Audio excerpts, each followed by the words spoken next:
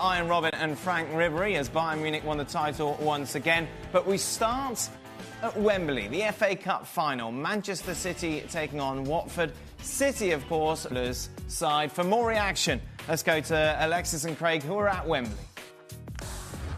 Thanks, Dan. And what a final we saw. It turned out to be a very lopsided final, though, as many would have expected, considering how good this Manchester City team is, Craig. I mean, there's always the problem that, and I say problem, it's not a problem for City, but it was for Watford. There is always that problem that if you go behind like Watford did and then they just keep the hammer down and the quality comes through, you miss a couple of chances, particularly one big one for Pereira when he was through one-on-one. You have to take those opportunities to put City under a bit of pressure to get them on the back foot. Watford never really did that, and then as the game was going in the end.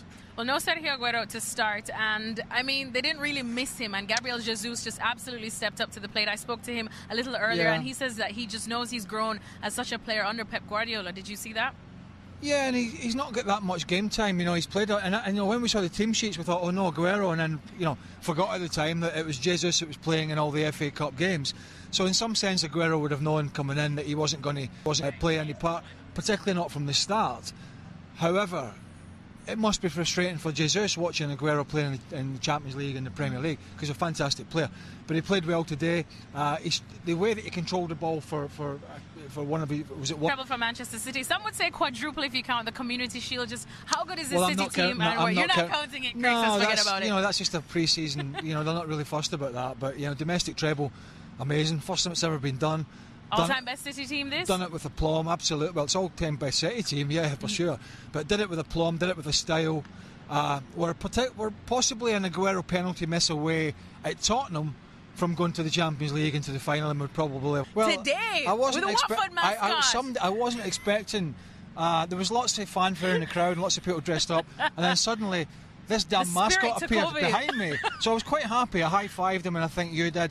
But ultimately, when he started dancing, I turned around, I thought, I ain't got a choice now. I hadn't had a drink in me, so I thought, I've got to do it. And so he ended up dancing. It wasn't pretty, and that's why, as I said, I don't dance at weddings, because I can't dance. But he dances on FCTV. Shall we dance our way out, Craig? Come on, dance with me. I tried. I'm not doing it again. I'm not doing it again. Shuffle. Come on, Craig. Get us out of here. Do it. Get us out. Back to you guys. I wish you could see Stevie Nicholls' jaw literally drop. You haven't seen that, have you? No. Craig dancing. I can't get him to dance with a lot of beers in him, never mind there with none. I mean, Dancing with the Stars will not be on the phone anytime soon. No, definitely not. Right, let's talk about the game, shall we? Where it's impossible not to wax lyrical about this Manchester City side. Right. I'll say one thing. The game totally changed when Pereira missed that chance. You know, if he puts that chance away, it gives them something to grab onto. Gives them a bit of a bone. And when that chance goes a-begging and the ball goes in the back of the net, shortly after for City, you know the game's over. And Manchester City, how do you beat Manchester City? Right. You know, you can try and do what Watford did today, is sit back tight and defend and try and break on them, and they got beat 6-0. Or you can go gung-ho and say, OK, we're going to go for it, we're going to attack, we're going to go toe-to-toe. But they're so talented and so clever, so good, so full of ability, that you can end up losing 6-0 doing that as well. So how do you beat this Manchester City side? I don't know. Unless you can fill the Premier League with a team like Liverpool, gives them a game, then... who's to say this Man City team can't just continue to win after win after win? Pep Guardiola, of course, adds yet another trophy to his incredible haul. It is a resume that beats pretty much everyone of his generation. This is just in England and the City, you not including what happened at Bayern and Barcelona. And what I thought was telling and interesting... about keeping them on their toes, keeping them grounded, keeping them doing the things that they do best. And that's what your greatest managers do. I played under one in Kenny Dalglish. This guy wouldn't give you a second, regardless. Regardless. If he thought you went below the standard that he thought you were at, then you got it. And that's what Guardiola's doing there. He's holding Sterling to a standard.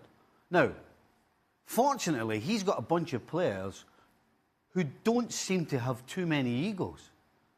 And so what they do is they take on board what he says, they listen to what he says, and they do it on the field. And they do it every single time they step on the field. And Pep Guardiola has made this team not think about what competition we're in. It doesn't matter to Pep Guardiola what competition it is. It's a football game. And this is how you should play when you play football. Now, what sort of challenge does he have going forward, keeping the likes of Gabriel Jesus, who we saw play today and was fantastic? We discussed Leroy Sané yesterday and his future. Even a Kevin De Bruyne, who hasn't featured much, obviously that was because of injury, but isn't a guaranteed starter. How do you keep those sort of players on side when going forward, if you're not necessarily in the starting 11, when you know that you can walk into any other team in the world? How do you play that? And what do you do from a player's perspective as well, if you're Gabriel Jesus, for example? Well, I think you've got to look at the mix that he has. And really the only person that I think you may have a concern about would be Jesus. Because I think Leroy Sané's going to go. Right. I think you can tell that he's not happy coming off the bench, not starting. Right now, Jesus is quite happy doing that. Right. One, because he's got Aguero in front of him. But there comes a time when he'll get fed up of that. That is the only position I see where he's going to have a problem. Because they have so many games, they need a squad. Everybody is in tune with the way top teams play now. Everybody knows that they're not going to play every game. And so straight away, you've got rid of one hurdle. And the other hurdle, I mentioned before, you talk about no egos. That means that when you're asked to set this game, there's no sulking. Right. There's no taking the huffy puff. You're getting on with it because you know you're going to be playing again. Everybody knows they're going to get game time. So I would say the only one that he has to be careful of is that Jesus doesn't sort of start drifting away with not playing. Other than that, this squad is perfect. Great characters, as I said, no egos. And have you ever seen a bunch of players with a bigger smile on their face? Yeah. However, the same cannot be said about our FA Cup podcast when it comes to egos. Frank Leboeuf and Craig Burley join me. We talked about what it was like playing for Chelsea during those days, where they, of course, featured